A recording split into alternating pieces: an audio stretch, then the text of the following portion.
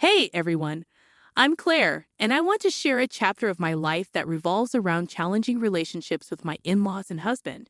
Currently navigating the complexities of a divorce, I thought it might resonate with those of you who've experienced unwarranted criticism from your in-laws. Let me take you back to how it all began.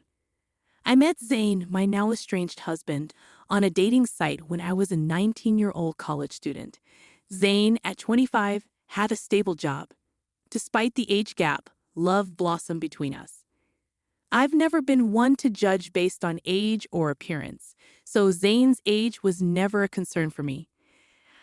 However, Zane struggled with our age difference. He often questioned, "Why are you with me, Claire? I don't understand.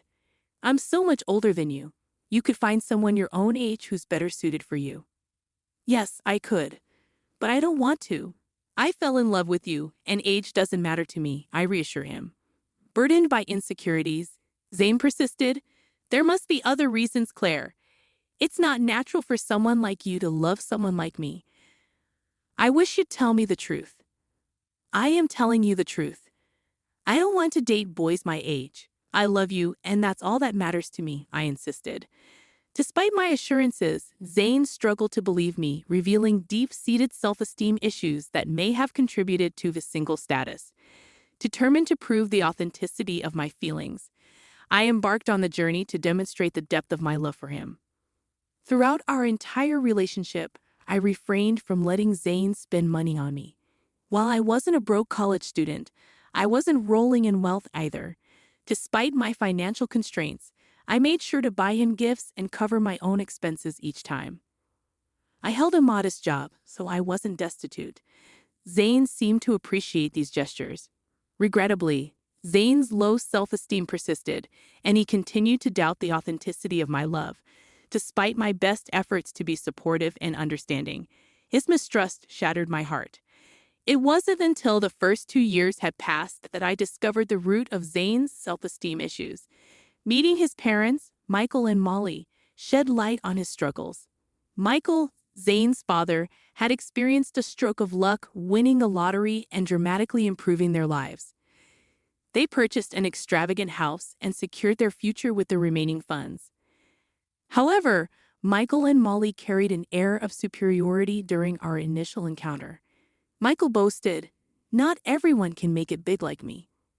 I was a hardworking man, and look where it got me. Do you know how uncommon it is to win a huge lottery? The chances are very low, but I did it on the first try." They took pride in their decision-making skills, insinuating that Zane, despite completing college, would never match their financial success. Molly hinted that Zane's previous partners were gold diggers, leaving as soon as their financial situation improved.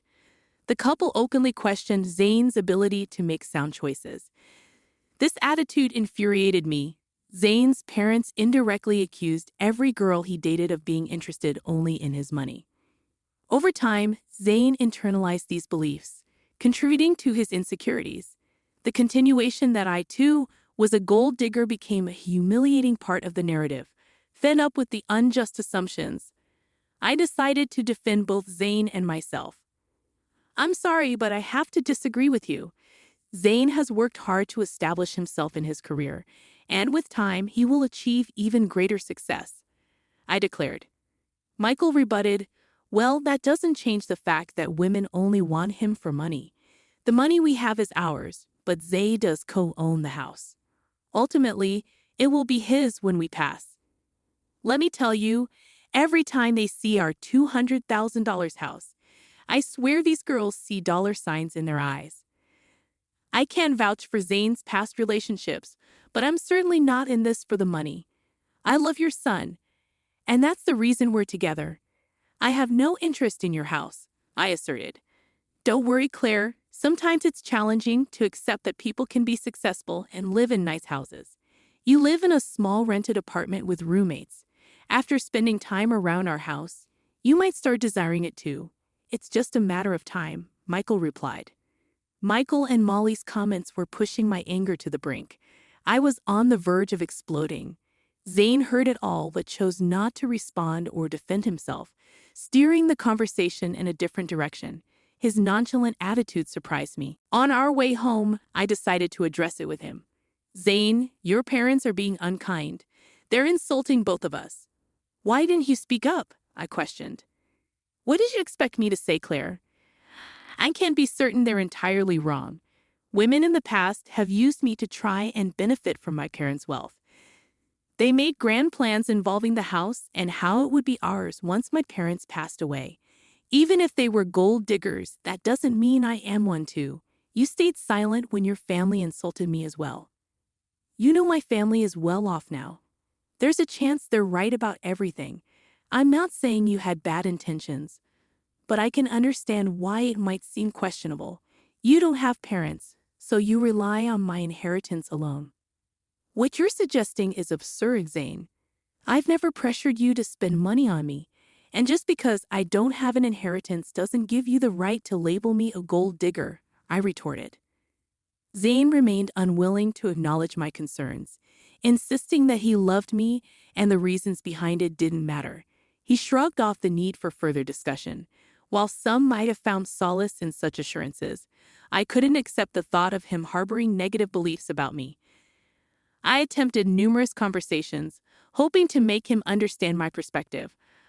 I even suggested therapy, recognizing its potential benefits for him. However, he adamantly claimed there was nothing wrong, causing me to eventually abandon the effort. As time passed, I distanced myself from his family.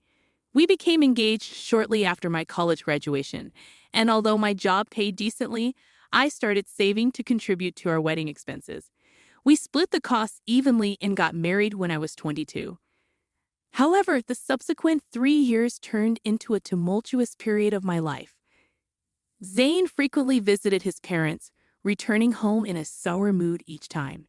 I knew Michael and Molly were still taunting him and branding me as a gold digger. Despite my pleas for Zane to limit contact with them, he continued to engage with his parents. Their words poisoned his perception of our relationship, convincing him that no one could genuinely love him.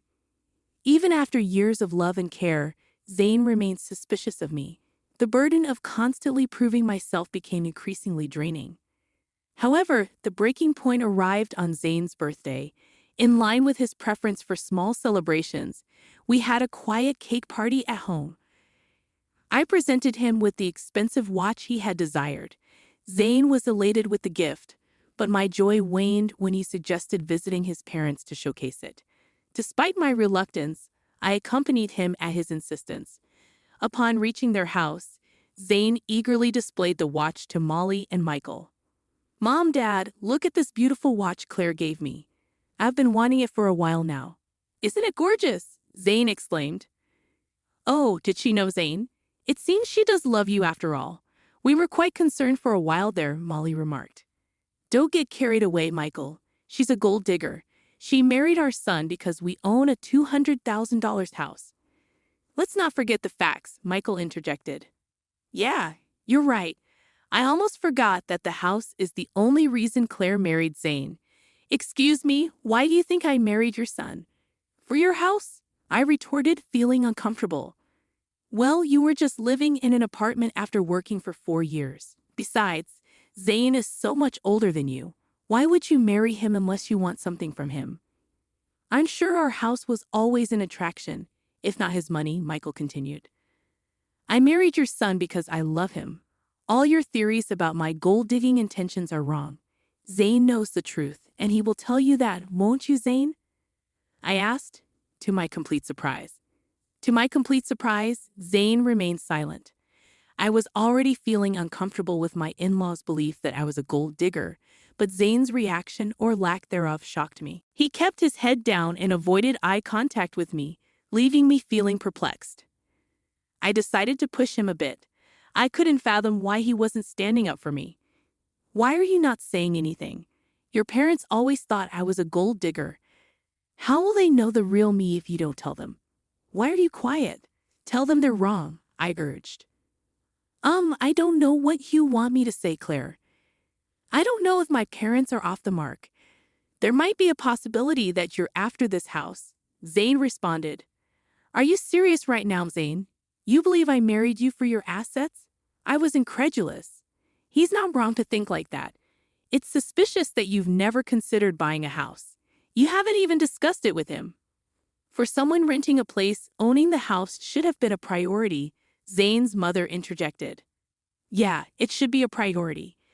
But you've chosen not to work toward owning a house. Our place is expensive, and you can't afford something like this even if you tried. So you decided to marry Zane and settle here. That makes more sense to me, Zane's father added. I mean, why would you marry me, Claire? You might have feelings for me, but I think there's more to it than just love, Zane said. I found myself speechless after this exchange. All the love I had for Zane seemed to have been reduced to nothing. At the end of the day, my in-laws and even my husband viewed me as a gold digger. While my in-laws' reaction bothered me, it was Zane's response that devastated me. In that moment, I made a decision. I wanted a divorce.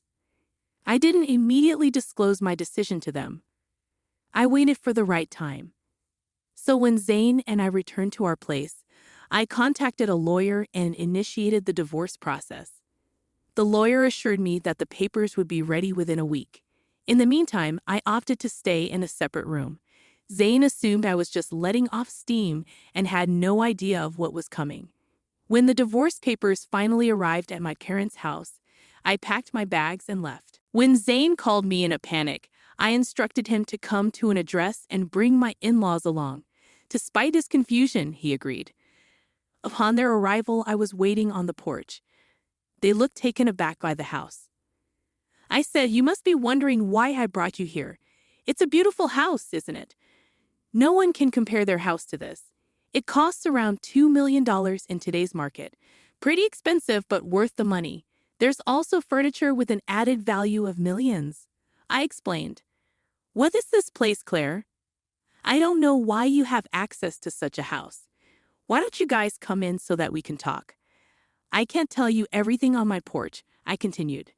I brushed off their astonishment and walked inside. They trailed behind, even more impressed by the opulence within. As we settled down, I took a deep breath and addressed them. "I've reached a decision, and that's why you're here. I filed for divorce. Here are the papers. We can proceed with an uncontested divorce if you agree," I told them. "What? I don't understand. Why are you filing for divorce?" Zane's voice held a mixture of confusion and concern. "Because you and your parents believe I'm a gold digger. You think I'm after your house, right? Despite my assurances, you refuse to listen. So I'll spare you from my gold-digging self and divorce," I explained. "That's ridiculous. We didn't say anything untrue. Why the dramatics?" Zane couldn't believe it. "I think this is for the best. She's adamant. You should sign the papers. At least then you'll find someone who truly loves you," his mother interjected. "Why did you bring us to this house?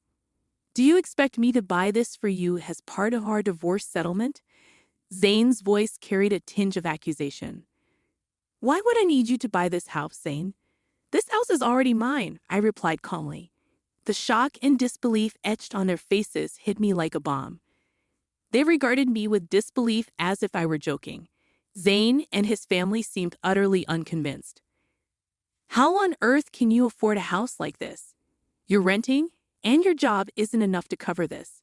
Stop lying to us," Zane's father demanded, his tone sharp with suspicion. "I'm not lying, Zane. Remember when I mentioned that my parents left me some inheritance? Well, this is the house I was talking about. It's under a trust now, but I'll officially inherit it when I turn 30. I don't work a high-paying job because I have a trust fund waiting for me. That's impossible. Your parents passed away a long time ago. They should have let you have the house earlier," he insisted. "Well, you see, my parents were aware of the potential leeches I might attract, so they instructed me never to disclose the house or trust fund to anyone. Call it foresight, but they knew someone could exploit me. Hence, they placed everything in a trust to keep it safe until I reached 30. By then, I'd hopefully be settled with someone who genuinely cared about me. Not my inheritance," I explained.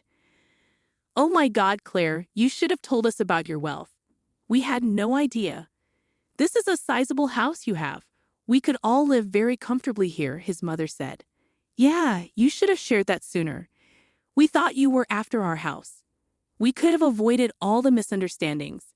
I'd always known Claire was perfect for Zane. I've been saying she's a great woman. Look how wealthy she is. Zane really found a great match, his father added. Their attitude toward me had shifted so rapidly that it made my head spin. What was even more bizarre was that they soon seemed to forget about the divorce filing. I took out the divorce papers and signed them. As I was saying, here's my signature for an uncontested divorce. You can just sign these to make it easy. If you want to fight, we can take this to court. I won't live with you anymore, I declared. Claire, listen to me. There's no need to rush this. You've already proven you're not a gold digger. There's no reason to get a divorce anymore. We even apologize for any misunderstanding. That should make things better, right? Zane pleaded. Yes, Michael is right. We're sorry, Claire. We doubted you for no reason, his mother chimed in. I don't want your insincere apologies, Zane. For 2 years, you allowed your family to berate me and label me a gold digger. I expected you to at least defend me, but no, you sided with them and accused me of being a gold digger as well. I won. Stay with someone who doesn't respect his wife. I'm done with you. We can part ways amicably or involve the courts. The choice is yours, Zane, I asserted. Molly and Michael tried their best to change my decision, pleading with me to let go of the past. In their minds, what happened was just a simple misunderstanding. Not once did they show remorse for tarnishing my name. Their audacity fueled my anger. When I reached my breaking point, I demanded they leave before I called the police. My anger intimidated them, and they left. Over the next few weeks, Zane and my in-laws continued to harass me daily. They begged, pleaded, and even offered bribes to convince me to stay. Their belief that I could be swayed with money only intensified my fury. It revealed that they still considered me motivated by financial gain. The irony was that as they co-owned the house with his parents, I was entitled to half of his share. This realization fueled their desperation for reconciliation. Despite their attempts, I remained steadfast in my decision to part ways. I relocated all my belongings to my parents' house, asserting my right to stay there even before officially taking ownership. Zane attempted to discuss matters at my workplace, but security was informed and asked him to leave. Zane still hadn't signed the divorce papers, holding out hope for a change in my decision. Nearly a year has passed since I initiated the divorce proceedings. With only a year or less remaining before the legal process concludes, I've managed quite well on my own, living independently. I found happiness and financial stability. While I've gone on dates, I'm not considering anything serious at the moment. According to a cousin of Zane's, they are apprehensive about paying me my entitled share of the house. Legal fees are piling up, and their savings are insufficient. Zane is even pushing for a sale, harboring resentment toward his parents for the upheaval in his life. At this point, I simply don't care and only want to be free from that toxic family.